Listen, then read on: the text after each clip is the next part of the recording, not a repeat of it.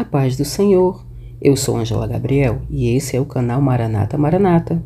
Você já teve vontade de falar com os mortos? Eu já. Acho que todo ser humano, no decorrer da sua vida, já se perguntou: o que existe do outro lado? Onde estão aqueles que já desencarnaram, já partiram desse plano, já entraram na eternidade? Será que eles podem voltar para nos dizer o que nos aguarda do outro lado?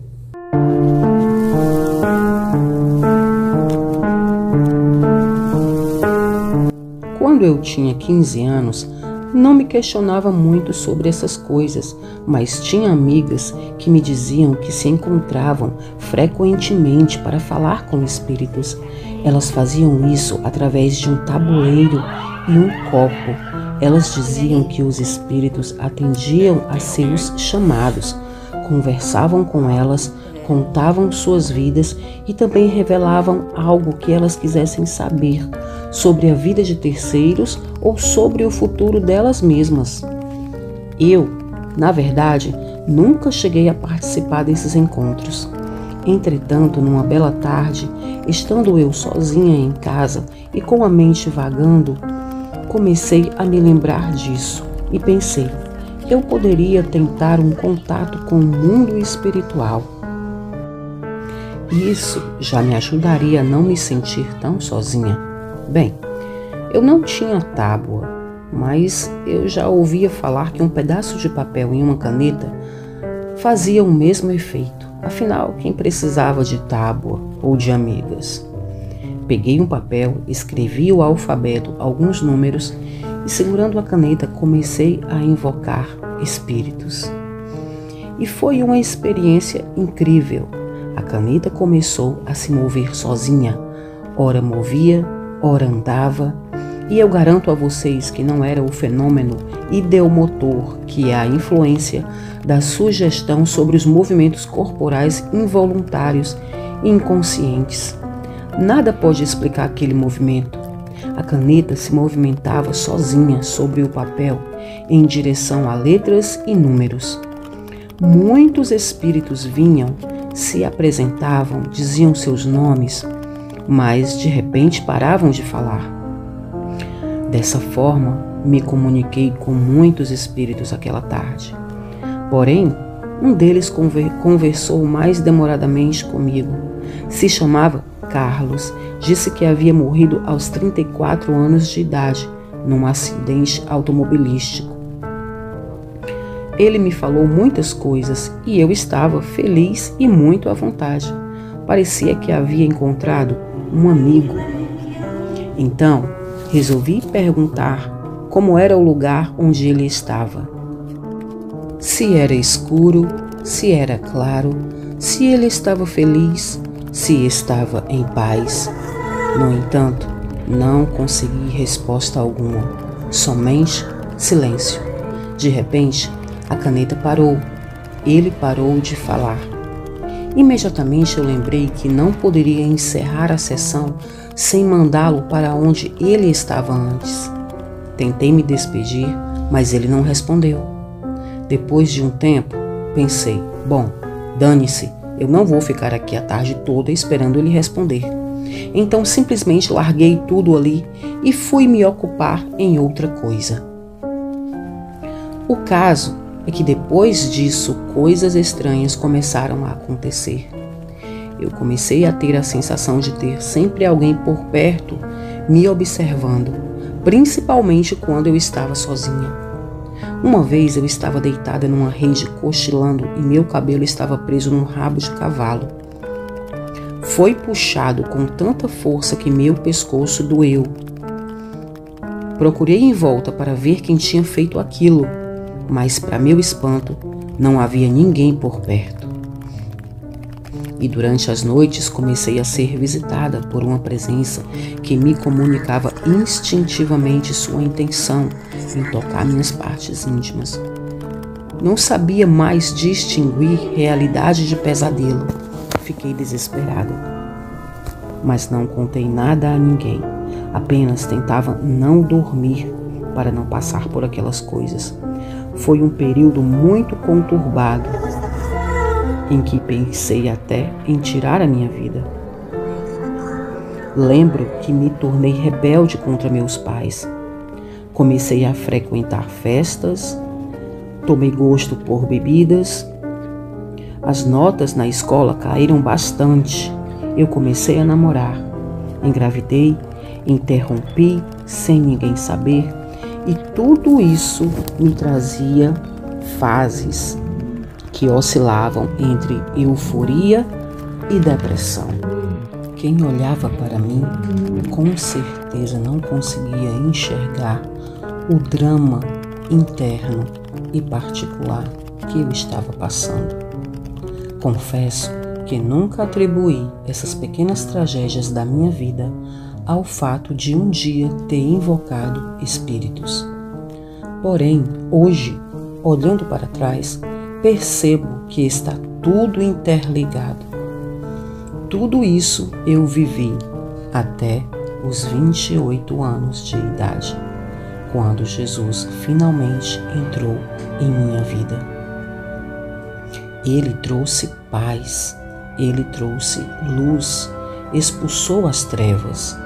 Ele me lavou, me limpou, me perdoou e me salvou. A partir daí, tudo mudou. Aprendi que o pecado que pratiquei aquela tarde, mesmo um pouco inocentemente, tem um nome e se chama necromancia. Conhecida e praticada há milhares de anos, é a prática de se comunicar com os mortos. Essa expressão vem do grego necros, que quer dizer falecido, e manteia, que quer dizer adivinhação. E há várias maneiras de se comunicar com os mortos, através do poder da mente, através da tecnologia FVE ou PEN, através de sessões espíritas ou dos próprios médiuns, através de bolas de cristal, cartas psicografadas, tábuas Ouija, espelhos ou simplesmente a caneta, que foi o que eu usei. E quem intenta comunicar-se com o além, a fim de colocá-lo a serviço do homem, já realiza um ato conhecido pelos antigos como magia. Em Êxodo, no capítulo 22, no versículo 17, Deus diz: não deixarás viver os feiticeiros. Aqui, a palavra feiticeiros engloba todos aqueles que praticam qualquer tipo de evocação. Necromantes, magos, inclusive os que se envolvem com a chamada magia branca. Em Levíticos, capítulo 19, versículo 31, diz: não vos voltareis para os necromantes, nem consultareis os adivinhos, pois eles vos contaminariam. Eu sou o Senhor vosso Deus. Em Levíticos, capítulo 20, versículo 6 diz: aquele que recorrer a necromantes e adivinhos para ter comunicação com eles, voltar-me-ei contra esse homem e o exterminarei do meio de seu povo. O que Deus está nos dizendo aqui é que não somente serão condenados os necromantes, mas também aqueles que os procuram para consultar os mortos, o que, aliás, foi o caso do rei Saul, que, além de desobedecer a Deus, consultou a pitonisa de Endor para tentar falar com o profeta Samuel. Em Levíticos 20, 27, diz: o homem ou a mulher que entre vós forem necromantes ou adivinhos serão mortos, serão apedrejados e o seu sangue cairá sobre eles. Mas não cessa por aqui. Para aqueles que acham que essas ordens se limitam somente ao Primeiro Testamento, quero citar para você Tiago capítulo 1, versículo 17, onde diz que Deus não muda e nele não há sombra de variação. Isso quer dizer que ele é o mesmo Deus nos dois testamentos. E isso quer dizer que ele é o mesmo ontem, hoje e será eternamente. E isso quer dizer ainda que Deus não aprova a necromancia ainda no Novo Testamento. Com quem estamos falando? No livro de Atos, no capítulo 13, do versículo 6 ao 12, encontramos Paulo e Barnabé combatendo um judeu, um falso profeta, um mago, que está se opondo à missão deles. E Paulo, cheio do Espírito Santo, diz: Filho do diabo, cheio de toda a falsidade e malícia, inimigo de toda a justiça, não cessas de perverter os retos caminhos do Senhor? E a palavra de Deus diz que a mão do Senhor pousou sobre aquele mago e ele ficou temporariamente cego. Em Atos, no capítulo 16, do versículo 16 ao 18, Paulo expulsa um espírito de adivinhação que falava através de uma jovem escrava que era explorada por seus donos, que obtinham lucro por suas adivinhações. Em Gálatas também, no capítulo 5, no versículo 20, Paulo declara que os que praticam magia não herdarão o reino de Deus. E em Apocalipse, João escreve que a porção dos magos é no lago de fogo e enxofre. Todos os magos ficarão de fora da cidade celestial de Deus. Apesar disso, a humanidade continua caminhando na direção contrária às ordens de Deus. Recentemente, a empresa norte-americana Microsoft patenteou uma nova tecnologia que permitiria o contato com entes já falecidos. Na verdade, seria um chatbot, modelado para imitar uma pessoa específica, com base em suas características físicas e personalidade. Um sistema que permite falar com os mortos, tal como no filme Black Mirror. Porém, independente de com qual roupagem o pecado se apresente, ele continua sendo pecado. Quem provoca a manifestação de algum falecido para dele receber mensagens ou notícias está praticando a necromancia, está pecando contra Deus, precisa se arrepender, precisa pedir perdão, pois aquele que confessa e deixa alcança misericórdia. No livro de Daniel, no capítulo 2, nós vemos que Daniel pediu misericórdia ao Deus do céu para que revelasse a ele o segredo do sonho de Nabucodonosor. Ele nos diz que Deus é quem revela o profundo e o escondido, e conhece o que está em trevas, e com ele mora a luz. Repare que o segredo que o rei queria, nem sábios, nem astrólogos, nem magos, nem adivinhos puderam descobrir. Somente Deus o revelou a Daniel. Em Deuteronômio, no capítulo 29, no versículo 29, lemos que as coisas encobertas pertencem ao Senhor nosso Deus, somente a Ele.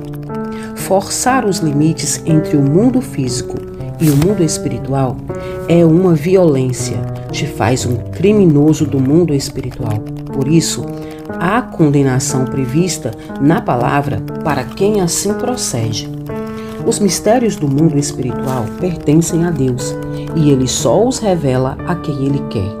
Além disso, você pode estar em contato com demônios perigosíssimos, anjos caídos ou o próprio Satanás, e pensando que está falando com algum falecido, pois Satanás também é enganador.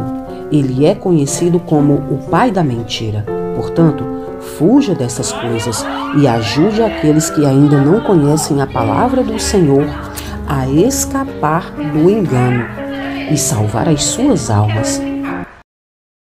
Seja edificado hoje e fuja de todo e qualquer tipo de espiritualidade, misticismo, superstição, manifestações sobrenaturais que não estejam em acordo com a palavra de Deus.